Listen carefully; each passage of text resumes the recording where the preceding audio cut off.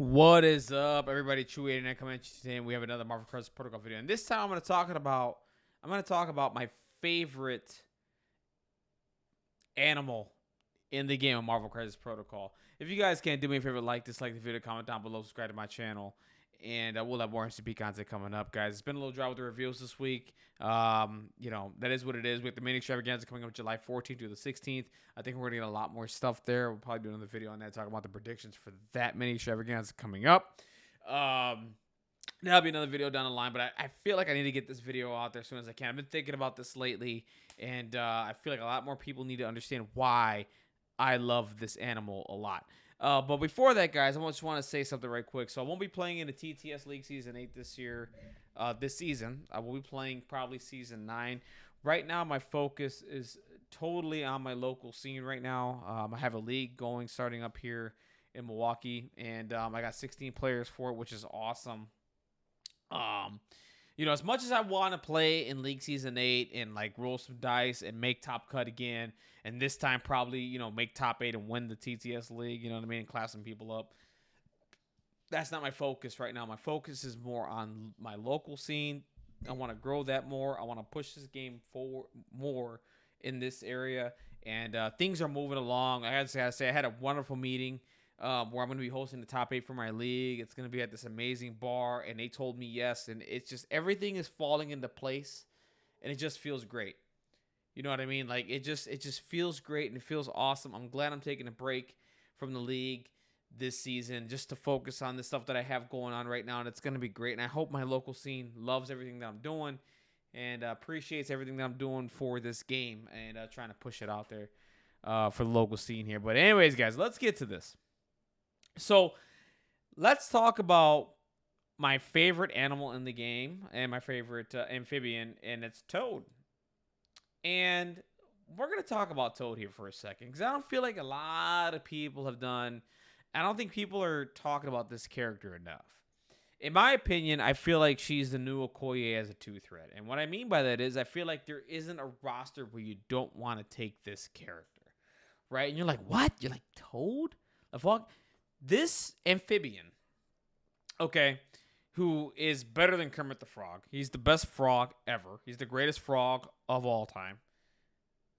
Anybody want to debate me on that? Please feel free in the comments down below. He is the greatest frog of all time.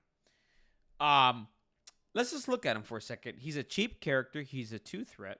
And one thing that Atomic Mass Games does well, and they do a lot of things well, but one of the things that they do exceptionally well is that they make these lower threat models matter, and they're really, really good in how they affect the game and all that stuff.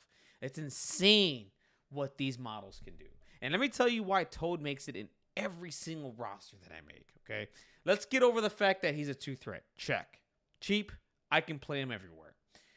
Moves medium, health 5. Defense is average across the board, okay? The one thing that he does exceptionally well, and it's really strong in this game right now, is that he can interact with extracts or secures within 2. Let me say that again. He interacts with extracts and secures within 2. Now, he's not contesting, but he interacts within 2. And why that's huge, I'm going to get into in a second. So, let's get into some things here about Toad, all right, and why I love this character so much. He's won me so many games, you guys won't believe it. He's an amazing character. He fits everywhere. You're never, ever, ever going to feel like you're wasting a slot on him, ever. Okay, so let's talk about one of the extracts here. This is an F extract that's, pretty spread out. There's 5 extracts on the board that you can score. There's a possibility of 5 points that you can score in this scenario. Okay, I chose a random secure. It doesn't matter what the secure is at this point in time. We'll talk about a secure in a second where I think he's nutty in. So let's talk about this scenario right here, right? So let's get the elephant out the room. If you're deploying certain characters, right? So you notice, if you want an advantage, let's say, for example, let's go over the points for a second here. There's a total of 5 points for extracts on the board, okay? And there's a grand total of 4 points for secures on the board. Whoever controls the majority of the extracts in this game, and as long as you're controlling your your secures, you should be net gaining you at least 5 points a turn. So what I mean by that is, if you're controlling 3 extracts, that's 3 points. If you're controlling 2 secures, that's 2 points. That's 5 points. That gives you the majority. As long as you're holding that point lead, you should be fine in winning a game in MCP. So you're sitting here wondering yourself, like, well, I mean, there's 2 that are safe down here, like easy money. Like, you should have models that should grab that and be just fine. And same thing for the opponent's side, right? But there's this middle one that's just sitting right there. And what happens is in a lot of games is, a decent amount of games that I played against certain people, that middle extract can be 2 things. That can be a bait for certain models to come in and be the target and get that extract so that you can get the point advantage.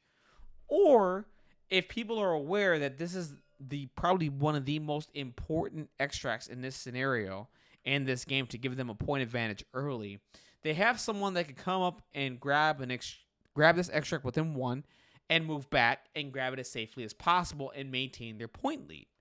So there's models that can do that in this game, like the Amazing Spider-Man. There's Angela. I believe Dormammu can. I'm not sure. Don't quote me on that. I believe he can walk up here once and grab it because of his big base and medium move. So far, and so forth, right? So on and so forth. So that was really strong maybe about a year ago, right? People were just coming up like within 1, grabbing it, moving away, and maintaining the point lead and whatever. That was all she wrote from there. But you have this guy, right? And he could just interact within 2. And if you have priority, this character... Now, let's just talk about priority for a second. Here's range 2. He moves medium, okay? Sorry, that's medium. Okay. This is range 2 for Toad. Okay. Now, what makes this amazing is that he can grab this extract rather safely. I mean, range 4 attacks can barely get to him. Most characters are going to spend an action and attack the character, which we'll get into in a second why that's beneficial for you in certain situations. And, he can grab this pretty safely and just interacting with it too. I mean, look at how long that range is. Look at how safe you can be. You can go on any kind of angle. Let's say if you position Toad right here in the middle like I just did. You can position him like somewhere out to here, make him a little more safer. You can go out to here. You can go straight backwards. He has options, right?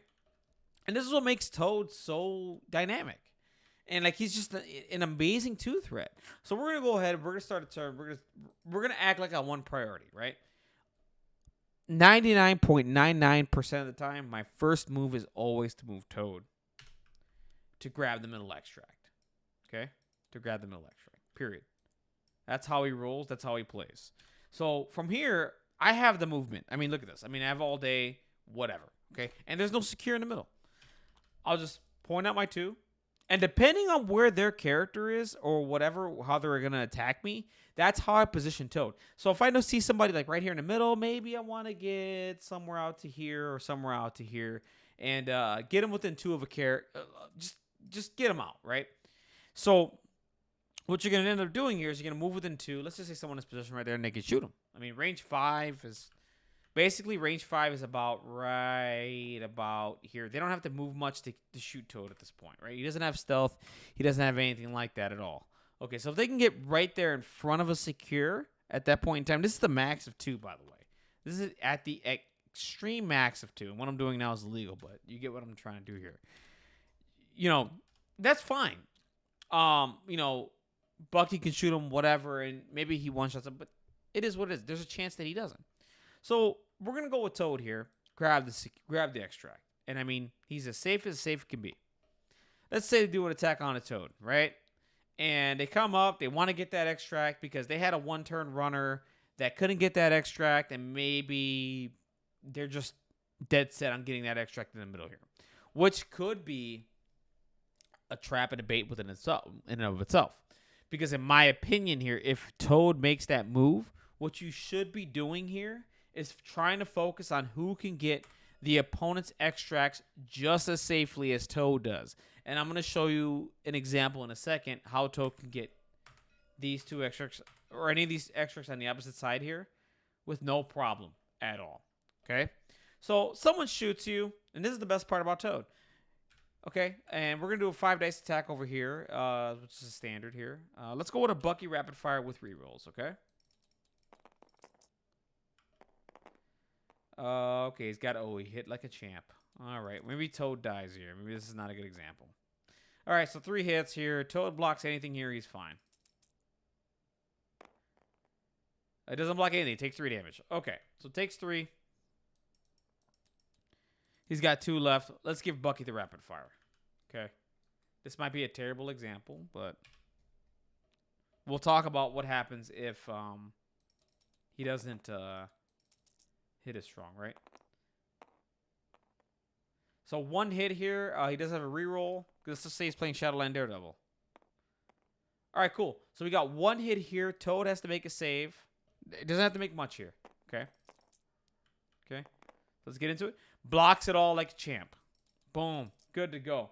Okay, cool. He blocks everything. You have 3 power. That was on a rapid fire. You go ahead and you spend 2 power. And what you end up doing here is you move further back and keep Toad safe and maintain that point.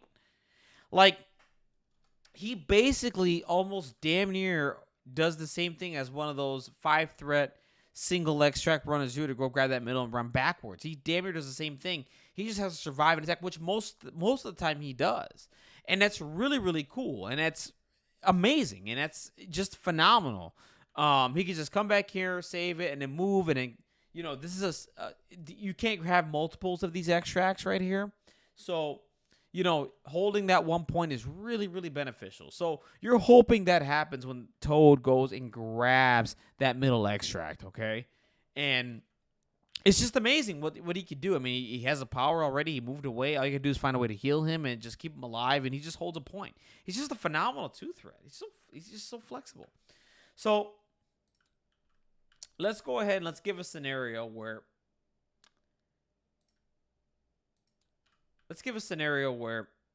you did not win priority. Okay, you did not win priority. Okay. They have a 1-turn extract runner, and they grab the middle extract. It's gone. It's gone. Where I like to put Toad is somewhere right about here-ish. And granted, I haven't tested all the movements and all that stuff, but Toad should be able to get to one of these back extracts here within 2, no problem, okay? And what I like to do is I like to survey the field on how they position characters. If they don't have characters that have rapid fire or something like that, I kind of position Toad in that position because I know this is gone. I know this is not, I'm not going to have it. What I need to do is put pressure on the extract game and to stave off the points that I'm gonna be losing, right? Because I'm gonna be losing 3-2 on the extracts here, and I need to find a way to hold these secures and get that point lead, right? So let's go ahead. We're gonna turn off the displays. We're gonna talk. Let's say there's just no one over here on that side, right? So we're gonna go ahead. We're gonna move Toad, and I probably did not put him in the most ideal position here to get within 2. I did not.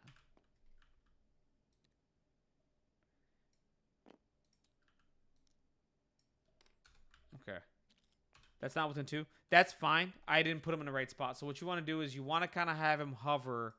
And I'll show you. This can work. You kind of want to have him hover one of the extracts. We failed on the first attempt. That's fine. I'll get it on the second attempt because I've done this before. Okay. So you want to get to about here. And this is something you have to practice on your own to maximize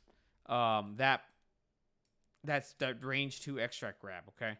Right there. Look at that. That's within 2. You just have to get closer to the extract. One of the 2. You have to choose one of the 2. And that's within 2 just easily. And you can even give yourself a little bit more space, okay? And there's still as long as the character doesn't have a range 5 or I believe range 4, you should be okay. They should still burn an action and buy an attack onto you. What you then do is if you survive, you just move back again and get out of harm's way, get behind something like this and get behind cover and all the crazy stuff. But this character is so flexible, what he could do, it's insane. I've seen this character flip sword base, like multiple sword bases, because he's within range 2 and catching people by surprise, right? Because he doesn't need all that range, right? Like it's within range 2. It's so far, right? And this character is just an amazing 2 threat, and if you're not playing him on your roster, definitely do it. He's an amazing 2 threat. He's won me. I'm telling you, I'm kidding you. This 2-point frog, okay, has won me a lot of games, and I'm not joking you. He's been more valuable to me in games than a lot of my 5 threats, than my 5 threats, my 3s, my 4s. He's been very, very reliable, and offers you that point lead and can force your opponents into certain situations where they don't want to be. And that's he's just awesome. I just don't feel like a lot of people are talking about Toad enough, and they need to. He's up there. Like, I know everybody was like, when back in the day, it was like everybody should take a Koi. I feel like Toad is in that spot where like people should be taking Toad, and Bullseye is another one too. But Toad does so much for scoring for you. He stops the middle extract plays that people have. He can counter that by grabbing another extract and, getting you those points you feel like you're going to end up behind and all that. Like, he does so much work. It's absolutely amazing. Anyways, guys, definitely thank you guys down below. Comment down below. Let me know what your thoughts are on Toad. And, if I missed something or whatever, if you want to add on to more techniques or more strategies with this character, feel free to add down below. I didn't want to go into a full deep dive 40-minute video about it. I just want to give an example and to show you what this character can do, because I don't feel like it's being talked about enough. He's a phenomenal, fun character. He does some really awesome stuff, and if you're looking for that 2 threat and you're just having a hard time, this guy right here, the amphibian, will never fail you. I'm telling you right now. Have a wonderful, blessed day, guys. Keep playing MCP, and I'll see you on the next video. Talk to you next time. Bye.